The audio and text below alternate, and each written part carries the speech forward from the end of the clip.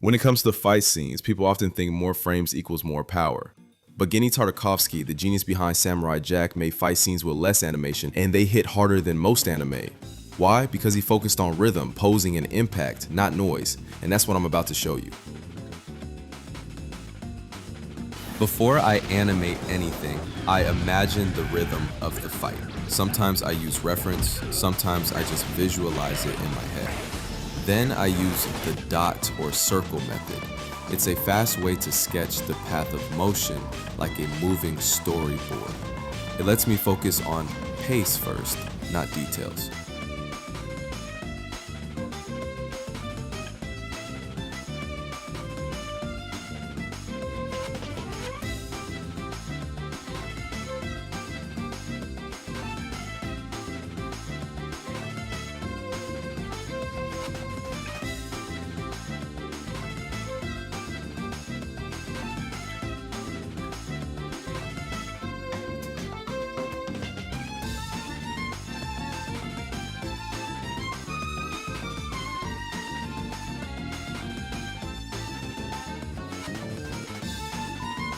Depending on the scene, I either set up the camera first and then sketch the movement, or I draw the path frame by frame and animate the camera around it. You can work in 2D or 3D, the principle is the same. In 3D, you can build a basic world using simple geometry, or download scenes made by other artists in the Blender community.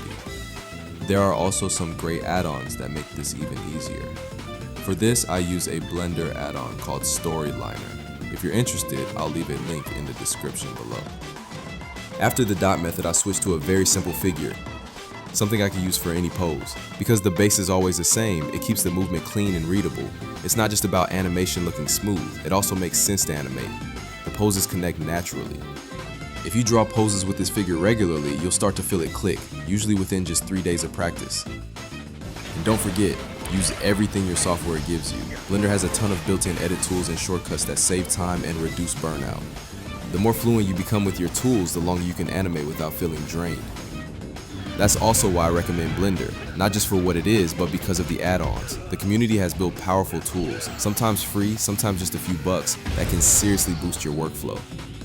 For example, I use tools like Shakify, or I add camera shake with just one click, and that alone can completely change how the action feels. A little movement in the camera goes a long way.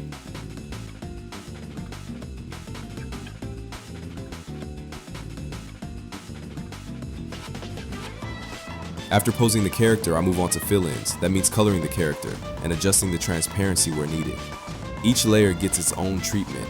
I add small effects depending on what I want that part to do. But here's something to keep in mind when using grease pencil in Blender. Any render effect you apply, like glow, affects the entire object. So if one part of your drawing glows, every stroke inside that same grease pencil object will glow too. That's a limitation I hope they improve in future versions, but for now, here's how I work around it. I use contrast. I create a solid black rectangle above everything, but under the layers that should glow. Then I raise the transparency of that black layer. That makes the lighter effects pop more, without affecting the rest of the character. Once that's set, I sometimes add extra visual effects like dust, wind, or even sparks. As long as you control the transparency on the right layer, these can look really clean. And no, this doesn't have to be the final step. Sometimes I go back and adjust the fill-ins again depending on how the effects interact. Fast doesn't always mean better. A lot of beginner animators think a good fight scene just means making everything quick and flashy. But if everything moves fast, then nothing feels fast. You need contrast, you need rhythm, slow build-up, sharp impact, a short pause. That's what makes a punch really land. It's just like music. If every beat is loud, you stop hearing the rhythm. But if you build up tension, hold it, and then drop it, that's when the viewer feels it. One trick I use in fast-paced cuts is to keep the character in roughly the same screen space. That way, the viewer doesn't have to look around, their eyes stay locked on the action. And here's something most people forget. The hit itself isn't the most important part. What matters is what comes before, like the wind-up, and what comes after, like the recoil or reaction. That's where the impact lives. A good punch feels strong not because of the frame where it connects, but because of how it builds up and how it follows through. You can also help the viewer's eyes by using things like camera movement, blur trails, or a bit of lighting effects. That way, you're guiding the attention. You're saying, look here, this is where the action is about to explode. It might seem obvious, but that's exactly the point. When the eye doesn't have to search, the action feels smooth, almost instinctive. Now comes the most satisfying part, the impact. A good hit doesn't need 10 frames. In fact, it often comes down to one frame that explodes with energy. For impact frames, I use simple shapes drawn with the fill-in pencil, stroke plus fill. For example, I'll draw a small circle in one frame, then make it explode into a big burst in the next. After that, I go in with the pencil and add small strokes around the edges. That gives the shape a rougher, more expressive edge that hits harder. You don't need perfection, you need contrast. Blur, distortion, color inversions, even broken outlines, all of that adds chaos. And chaos, for one frame, is what makes it feel real. At the end of the process, I always scroll through the animation one last time.